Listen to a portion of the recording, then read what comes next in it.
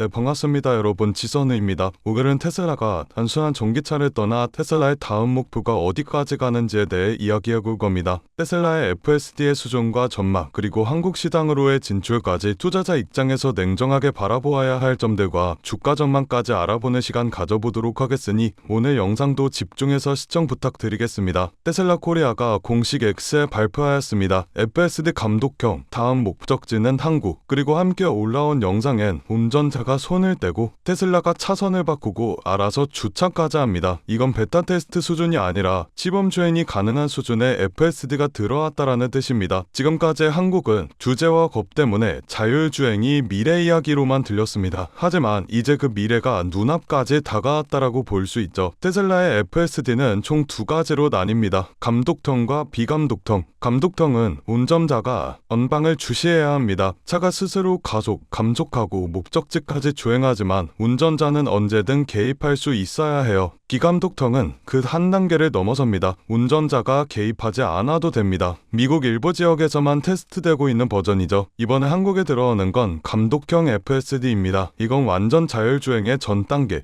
즉 테슬라가 비감독형으로 넘어가기 직전의 교두보입니다. 머스크는 주주총회에서 이런 말도 하였습니다. 한두 달 안에 FSD를 사용하는 운전자는 문자 메시지를 주고받을 수 있을 것이다. 물론 이건 미국 법상 불법입니다. 운전 중 문자 입력은 대부분의 주에서 금지되어 있죠. 하지만 그럼에도 불구하고 머스크는 이걸 밀어붙이겠다고 말합니다. 왜냐면 그가 말하는 FSD는 운전 중 행동에 자유를 주는 시스템이기 때문입니다. 사람이 운전하지 않는 차, 그게 바로 비감독형 FSD의 본질입니다. 물론 아직 법적 문제는 산더미입니다. 책임은 누가 지는가? 사고가 나면 운전자냐 제조사냐? 아직 모든 게 명확하지 않아요. 그럼에도 불구하고 테슬라는 규제보다 기술이 훨씬 더 빨리 나아가고 있다는 것을 보여줍니다. 국내 시장에서도 테슬라의 발걸음은 빠릅니다. 모델 Y 주니퍼가 폭발적인 인기를 끌면서 올해만 해도 판매량이 작년 대비 2배 가까이 증가하였습니다. 수입차 점유율 3위, BMW, 벤츠 바로 뒤에 있습니다. 그래서 이번 FSD 한국 도입은 단순한 기술 추가가 아니라 시장 재정의입니다. 다만 중요한 포인트가 하나 있죠.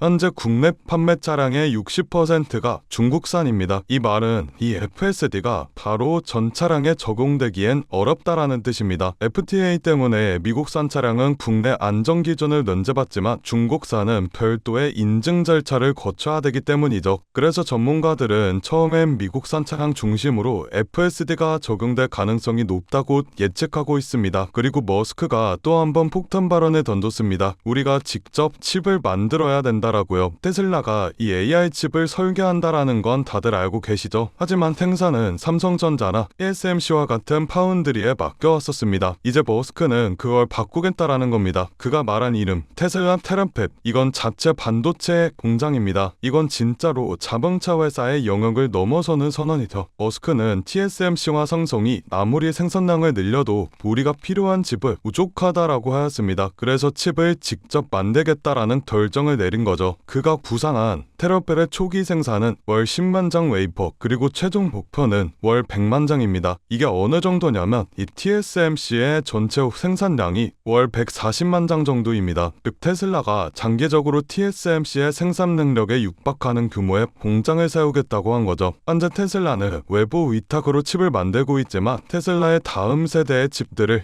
직접 만들 수 있게 되는데 차량 제조와 AI 칩, 로봇과 데이터 센터까지 수직 통합된 AI 생태계를 완성시킬 수가 있게 됩니다. 시장은 늘 미래를 미리 반영하고 의심으로 조정을 만들어냅니다. 지금 테슬라 주가가 쉬고 있는 이유도 바로 이것 때문이죠. 하지만 머스크의 그림은 단순히 차를 파는 회사가 아닌 이동의 개념 자체를 바꾸려고 하는 사람입니다. 칩을 직접 만들고 자율주행을 완성하고 그 차들이 로봇처럼 스스로 움직이는 세상, 그게 현실화가 된다면 지금의 테슬라 밸류에이션은 결코 비싸지 않습니다. 테슬라의 FSD와 테라팹, 이 두 단어가 다시 한번 테슬라의 상승을 만들어낼 것이니까요.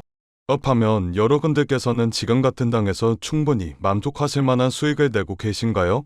요즘 시장 정말 쉽지 않은 시장입니다. 금리와 인플레이션, 지정학적 리스크 등등 주식은 계속 오르는데 나만 뒤처지는 것 같고 투자를 하고는 싶은데 도대체 어디에 투자해야 되는지 막막하신 분들이 대다수이실 겁니다. 그런데 말이죠. 이런 장일수록 돈이 도는 방향을 우리는 정확히 알고 있어야 합니다. 왜냐면 이런 불안정한 장에서도 누군가는 조용히 큰 돈을 벌고 있기 때문이죠. 그 사람들과 우리가 다른 점은 뭘까요? 자금의 흐름을 읽는 눈을 가지고 있다라는 점입니다. 코로나가 유행하는 시기엔 코로나 백신을 개발하는 회사의 주식이 폭발적으로 올라갔고 트럼프 대통령이 미국을 암호화폐 수도로 만들겠다고 공언하였을 땐 비트코인의 가격이 엄청나게 상승하였습니다. 이렇게 자본은 항상 시대의 트렌드에 맞게 변화하고 짧은 시간 내에 우리에게 큰 수익을 안겨주었죠. 그렇다면 지금 시장의 트렌드는 어떤 것이고 자본은 어디로 흘러가고 있을까요? 바로 데이터 센터입니다. 지금 세상은 단순한 기술 경쟁을 하고 있지 않습니다. 데이터 전쟁을 하고 있죠. AI가 발전하려면 결국 데이터가 필요하고 그 데이터를 저장하고 처리하고 학습시키는 공간이 바로 데이터 센터입니다. AI의 심장이라고 볼 수가 있죠.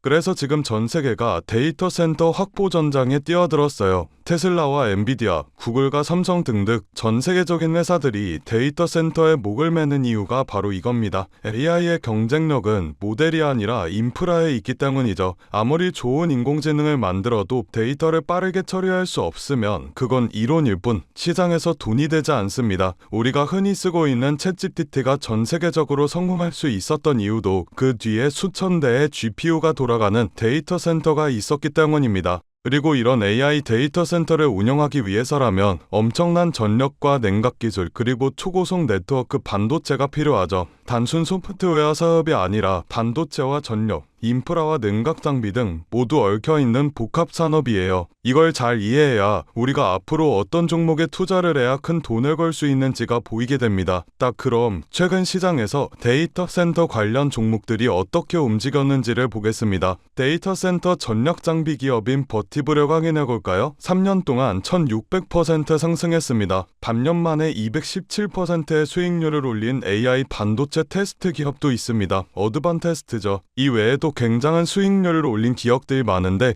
이 기업들의 공통점이 있습니다. 바로 엔비디아와 테슬라와 같은 대형주들이 성장할 때 함께 커지는 기업들이라는 점인데요. 대형주들은 이미 충분히 오른 상태에서 수익률이 제한적이지만 수혜를 받는 이런 서포트 기업들은 폭발적인 수익을 기대해 볼 수가 있습니다. 테슬라를 확인해 볼까요? 테슬라는 지금 AI와 로봇 사업을 위한 자체 데이터 센터를 확대하고 있습니다. 테슬라의 로보택시와 FSD, 옵티머스와 AI 기술, 이 모든 기술은 AI 학습 데이터 센터 없이는 돌아가지 않습니다. 즉 테슬라가 AI 사업을 확장할수록 데이터 센터 인프라 기업들의 매출은 같이 폭등하게 될 것이라는 말이죠. 여러분들, 테슬라와 엔비디아가 1년에 각각 50%씩 상승했을 때 그 부품을 납품하는 기업들은 400%, 500%씩 올랐습니다. 테슬라가 AI 칩과 슈퍼컴퓨터, 로봇 사업을 넓힐수록 그걸 돕는 반도체와 냉각, 전력 인프라 기업들은 테슬라의 상승보다 훨씬 더 큰 폭으로 상승하게 될 겁니다. 이건 단순한 추측이 아니라 시장 자금이 실제로 움직인 방향입니다. 최근 기관 투자자들이 데이터 센터 인프라 ETF를 사들이는 이유도 테슬라, 엔비디아 중심의 AI 시장이 결국 인프라 전쟁으로 갈 것으로 보고 있기 때문이죠. 이런 흐름에서 우리가 해야 할 일은 단순합니다. 테슬라나 엔비디아와 같은 대형주들에 안정적으로 투자를 하되 그들이 성장할 때 직접적으로 수혜를 받는 기업들을 우리 포트폴리오에 추가해야 합니다. 이걸 리스크를 줄이면서 수익률을 극대화하는 가장 효율적인 방법이죠. 그래서 제가 저의 소중한 구독자분들을 위한 선물을 하나 준비했습니다. 좋아요와 구독 눌러주신 분들에 한해서 월가 애널리스트들이 실제 세력들의 매집이 포착된 테슬라와 엔비디아의 수혜 종목을 오픈해드리려고 합니다. 영상 하단에 더보기 버튼을 눌러주신 후 파란색 링크를 눌러 간단한 설문조사를 진행해주시면 구독자이신지 확인 후에